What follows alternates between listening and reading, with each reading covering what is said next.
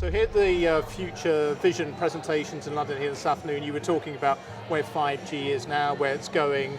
There's still some skepticism out there about whether 5G is such a big thing for the market and whether anybody can make any money from it. But you were saying about how explosive the growth is expected to be and how explosive it's kind of been already in its early months. Yeah, right. This is what we are saying. There is, of course, a lot of skepticism about 5G. But when you look at the real numbers of the market today, let's forget about the forecast for a second. Let's look at the market today. Today we have a market, end of 19, has already reached 15 to 7 million subscribers.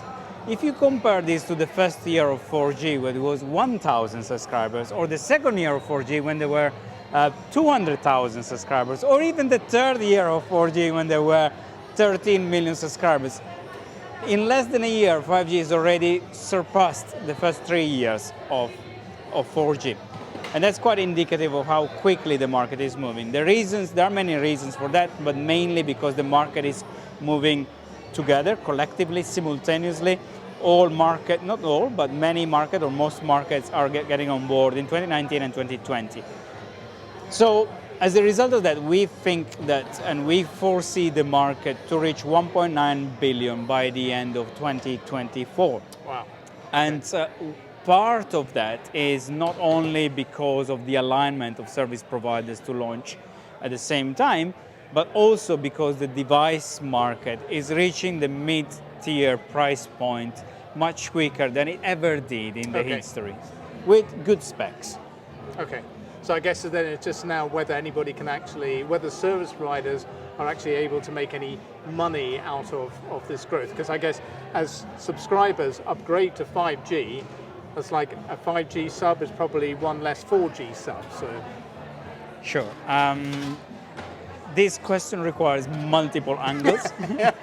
So when we talk about the monetization of 5G, we talk about, generally speaking, two camps, the consumer business and the enterprise business. The enterprise business, not necessarily the traditional enterprise mobility, which is part of the MBB business. On the consumer or EMBB enterprise mobility, it's a lot of more of the same, or more for more, or a little bit more for a lot more, or any permutation of this. So there is a lot of tariffing work to be done, and there is some uplift there.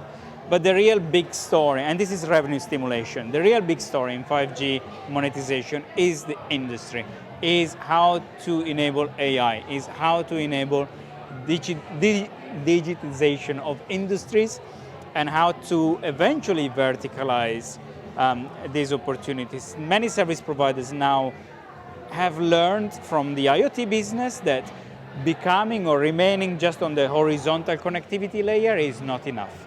They only make 2% of their revenues from IoT, despite the fact they've been working on it for 10 years. So they don't want to repeat the same mistake on 5G, and many are already investing into a vertical solution that includes not just connectivity, but includes also the application, includes the ecosystem creation, ecosystem management, and co-production or co-development of products. But this is it's a much longer story to develop. Of course, and this is why we have reports and why you work all year round and not just for half an hour at an event like this. So Dario, sure we'll hear more as the year goes on about how the market's progressing. Thank you.